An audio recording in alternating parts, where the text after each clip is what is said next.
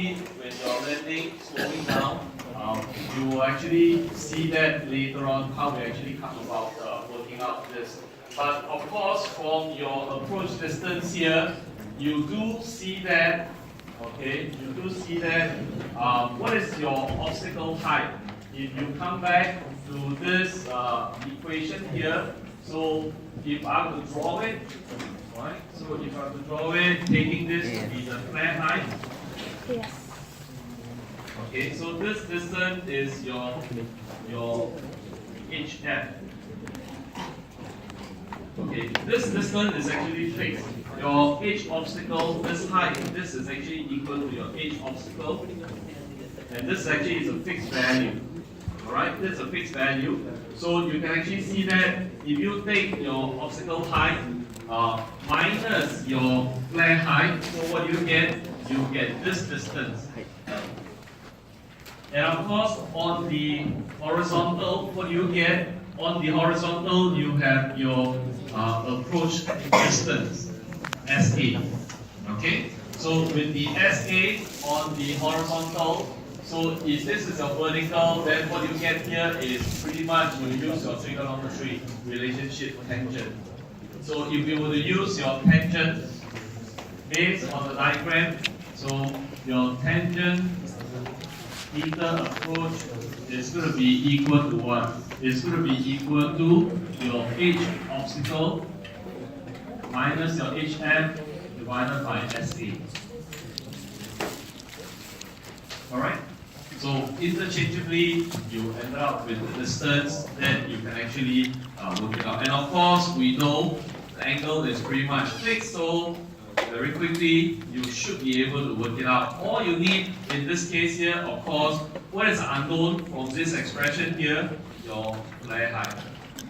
Okay, flare height is something that we need to actually determine because among others, unknowns and so on, pretty much you have the value. Obstacle height 50 meters that we have actually discussed earlier on, and then angle typically 3 degrees, so we have all this information.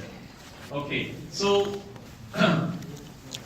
now what we need to do is we need to actually try to work out the earlier portion of it, how to relate your flare height, right, to your R approach, and then of course in this equation here, how do you actually relate it? The important thing is to relate your R approach to this value, 0.496 times your V stop squared. Okay, so we will see how we actually carry out that portion of it. Okay, so we know flare is actually flowing down from your 1.3 times your stalling speed to your airspeed just above your stalling speed in the landing, and typically we know that the touchdown is for 1.1, and of course pretty much 1.1 is your touchdown, so you can actually average it and assume a speed of about 1.2. So you will see that in your takeoff calculation also, we also need to make use of some of the assumptions also. Right? I mean, you don't really have, sometimes you do not have an exact number to work with, but you can actually make some assumption in order for us to do the calculation. And of course, one of the things that you also realize is your leap coefficient. You assume that when you are actually starting to flare coming down your plane, you are actually approaching at 0.9 your CL max. So again, when we look at our takeoff, we will also assume certain CL max, right, that you want to basically try to follow for your takeoff run calculations and so on. So one of the key things, of course, what we need to do is we need to work out what we call the load factor, right? What is your load factor? So again, that will bring you back to your trigonometry. So it is something that is not something that you have not learned. It is actually something that you have actually learned. It's just that we need to make use of this load factor. Okay, so if we go back to this to explain the load factor, all right, the best way is to go back to the diagram. So, assuming at this position here, so if I have to draw the airplane, So at this angle here, when the plane is actually coming down, all right, assuming because this is the beginning of your flare, and what will be your lift? Your lift is going to be pointing towards the center of your arc. Correct? Because it's basically because the plane, if you were to imagine that the plane is actually on the circular path. Correct? Okay? Imagine that the plane is actually on the circular path. So what will the lift be pointing? The lift basically is going to be pointing towards the center. Because why? Because if you're on the circular path, your lift direction is perpendicular to your circular path. And of course, perpendicular to the circular path will be pointing towards the center of rotation. So what will your weight be pointing? In this case here, your weight will still be pointing downward. Alright? The field will still be pointing downward. Agreed? Agreed? Okay? So with this, if I have to draw it,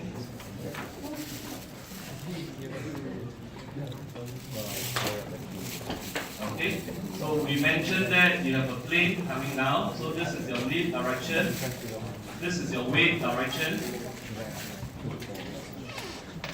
Okay, this is a power descent. Alright, so what you have here is you have forces along the direction that is actually pointing towards the center of rotation. So it is something like a circular motion. Right, so this is your R approach, this is also your R approach. So this is something pointing towards your center of rotation. And of course, we know the angle, right? The angle here, what is this angle? This angle is actually your theta approach, which is basically, we mentioned before, your theta approach is approximately equal to gamma, approximately equal to 3 degrees. And of course, you can actually work it out in terms of radian. Okay, so the thing right now is, if that requires you to go back to your physics. So if I have to resolve the weight, the component of the weight, so what happened here is the weight, you can actually resolve it along this direction, and of course along another direction basically is tangent to your flight path or your flare path. Okay, so now if I have to resolve it along the same direction as lift, so what you have here is this will be the view cosine theta approach. Okay, alright. Everyone agrees with this? Lift is going to be along this direction. Your weight, when I resolve it into the same direction that is actually pointing towards the center of rotation, is the view cosine theta approach. And of course, the next portion of it is you need to make use of your physics. So if you still remember your physics, okay, so this actually is a circular motion.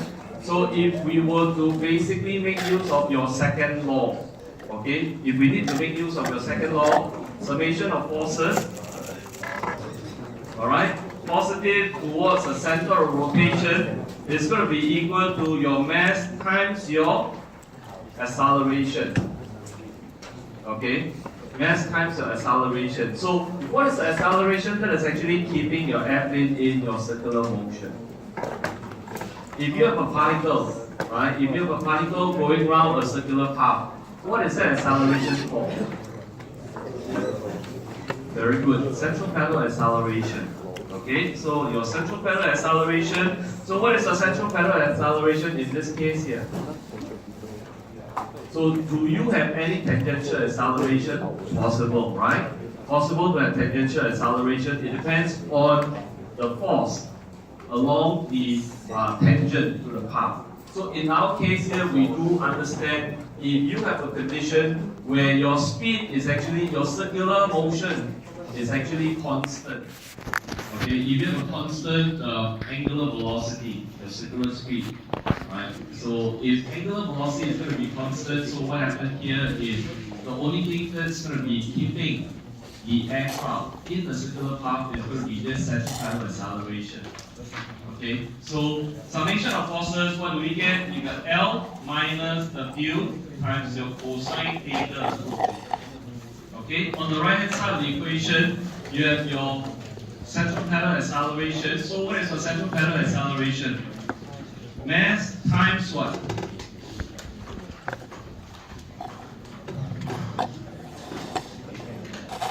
What is central parallel acceleration in this case here? Your physics.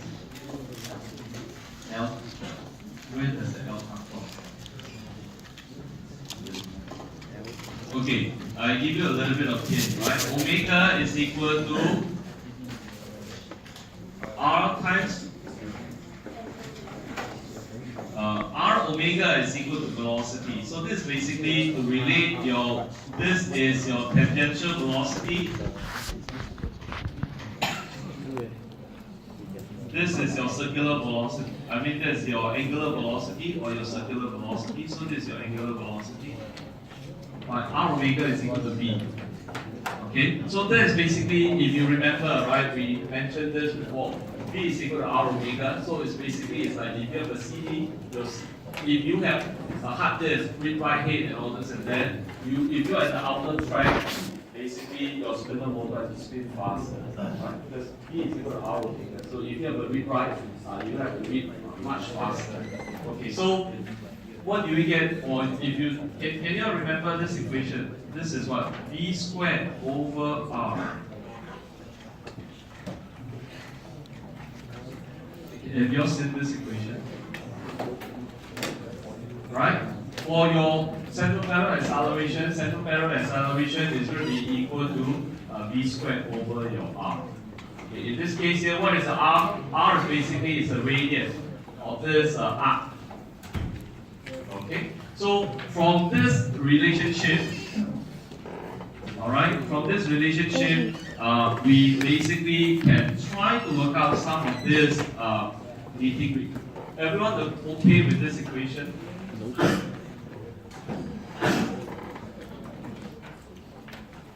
If you have not seen this equation, you need to pull out some of the physics book. It's inside it. Definitely you can find particle kinematics in the circular motion. Alright, particle kinematics in the circular motion. When you have a circular motion, your particle undergoing circular motion, you will find that what is your central parallel acceleration for this particle in order for the particle to go through a circular motion. And typically, this acceleration, as we mentioned, is actually your central parallel acceleration is actually pointing towards the center of the rotation. Okay, so with this equation, you can actually see that what happened here is you can actually work out the various equation that we will basically need. So one thing is your theta approach, as we put it, because your angle is actually very small. Okay, if the angle is actually very small, your cosine theta approach approximately equal to 1. So you have L minus W is going to be equal to M times your V squared divided by R approach. In this case here, what is your velocity that you're going to be using? You can actually use your transition velocity, your TR. Okay, so one way, that's what we're going to be doing. And of course, from this expression here, okay, so what is your mass? Mass is going to be relating to your weight. So you know that I can actually write mass as W divided by G. Alright? Okay. So now I have W divided by G times my VTR squared divided by R approach, L minus W. So last week we talked about the load factor. What is a load factor? Load factor is basically the ratio of lift to your weight. So if I take the whole equation divided by W, so what do I get here is I get L divided by W minus 1 is going to be equal to 1 over G times your VTR squared divided by your R approach. Okay, so this term here, L over W, as what we mentioned, is going to be equal to your N.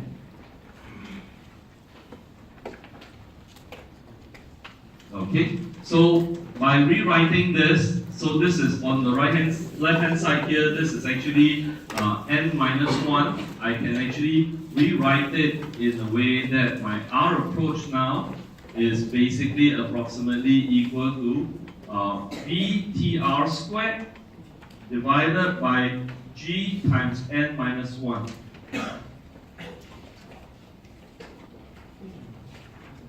And basically, this is the equation that you have actually worked it out based on the radius of curvature of the flight path during the approach.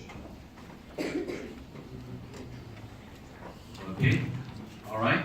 So the equation actually come out from here, where we work it out through. And from this equation here, you can straight away, if you know your various different speed, and as what we mentioned, right? Because you're slowing down from 1.3 to touchdown 1.1, we take the average for the transition speed, 1.2 stalling speed. Okay, and of course, the key thing that you need to work it out is your load factor, right? In this case here, your load factor, you can actually work based on your CL max, as we mentioned. For your landing approach, your CL max assumed to be 90%, 0.9 of your CL max, and then at this point, we are using 1.2 stalling speed. We can actually work out a load factor of 1.296. Okay, so your load factor is 1.296.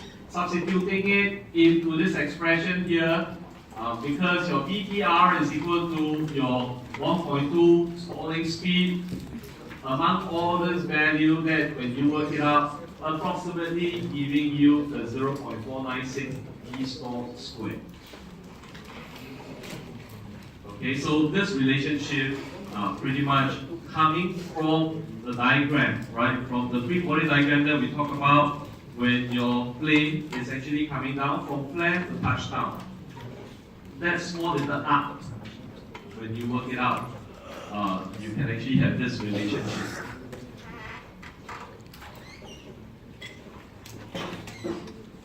Okay? Alright, any questions with this?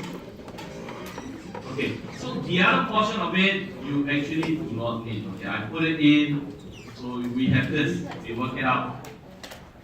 What about the second part of it? Second part of it is basically not necessary. I mean, if you want, you can actually use it. If you do not want, you don't have to use it. That is also coming from your trigonometry relationship. Okay, so this portion of it, 1 minus cosine theta approach equal to half theta approach squared, is coming from your trigonometry. Because if you remember, if you have your trigonometry relationship, cosine 2 theta, right? Cosine 2 theta is equal to what?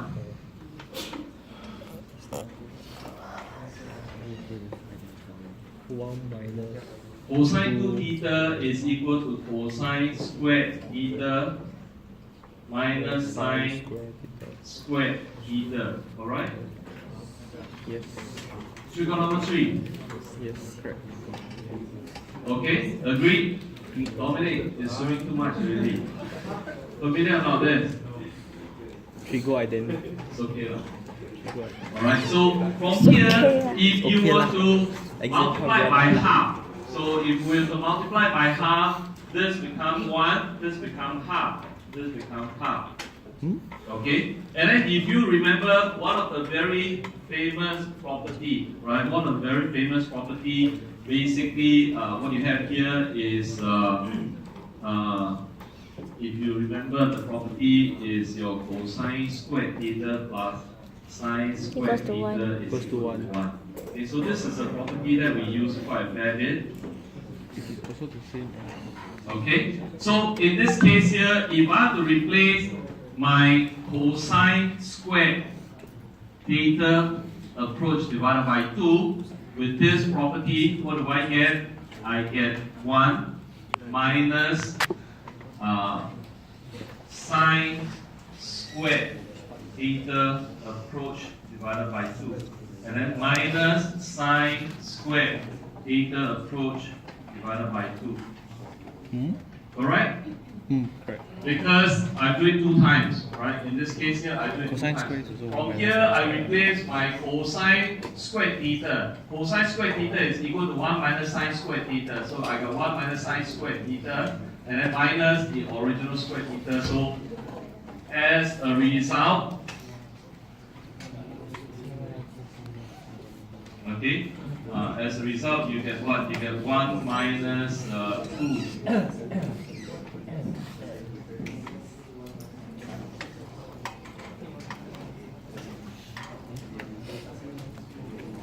Okay, so I think I'm off. This I think is there's something that is also off, right? So from this approach that we work it out, so you have 2 sine squared theta approach. So it's actually very small. It's going to be equal to 1 minus cosine theta approach. Okay. All right. Okay. So I think I off by a 2. I off by a 2 here.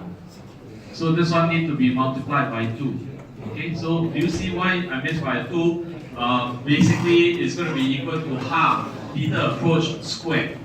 All right. Because what happened here is from this relationship, if you have to replace it, it's going to be equal to, this can actually be replaced with 2 times your sine squared theta approach divided by 2.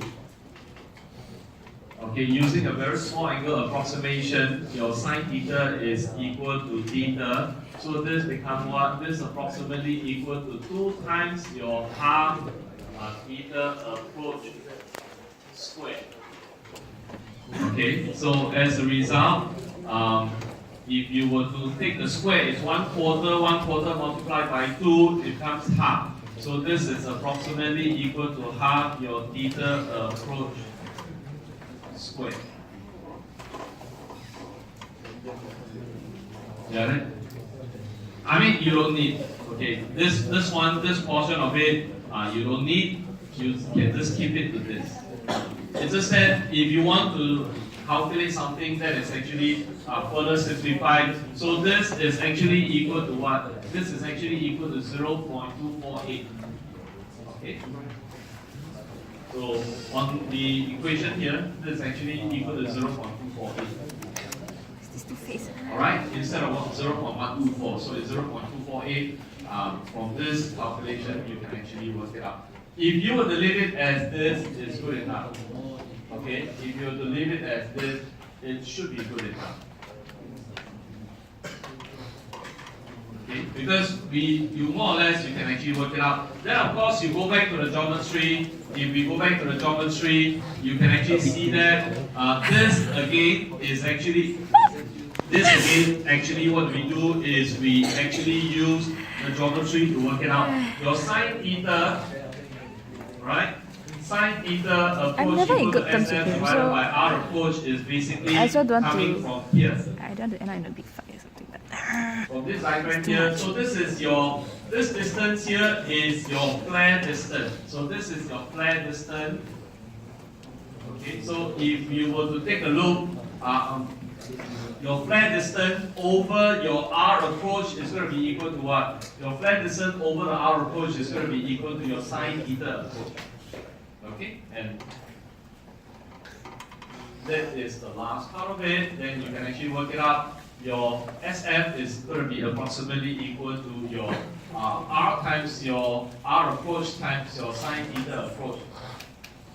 Okay, and we work it out. What is your R approach? R approach is about approximately 0.496 of your V squared, and then times your sine theta approach. Okay, so that will basically give us all the distance that we need, right? We work out what is your free roll distance. We mentioned free roll distance typically depending upon the size of the aircraft, right? Between 1 to 3 seconds multiplied by your touchdown speed, you can actually work it out. Braking distance, we have the equation that because effectively your landing gear is actually on the ground, making use of your various different mechanisms, right? You can use your thrust reversal to basically to reduce the braking distance, right? So that is one way we have seen. Now we have actually seen how to work out your approach distance and also your flare distance that we need, and with this we pretty much complete your landing approach.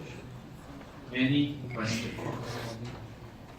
Any questions? Typically, if you look at the answer that I sent it to you all, you were asked to work based on the braking distance. He has yet to ask you all to calculate the free roll distance, flare distance, and approach distance in the exam. Okay, pretty much it's always a braking distance. All right, or the ground run for takeoff. So you need to practice, right? You need to practice because you don't want to do it the first time in the exam. Then you need to calculate all these various different distance. But pretty much what you need to remember is to make use of your geometry and then your physics to work out what is your load factor. From the load factor, you work out what is your approach radius. Right? The approach radius, that is very important. And we have seen that the approach radius typically correlate to your stalling speed also. Okay? And any question with this before we move on to your takeoff calculation? Alright, okay.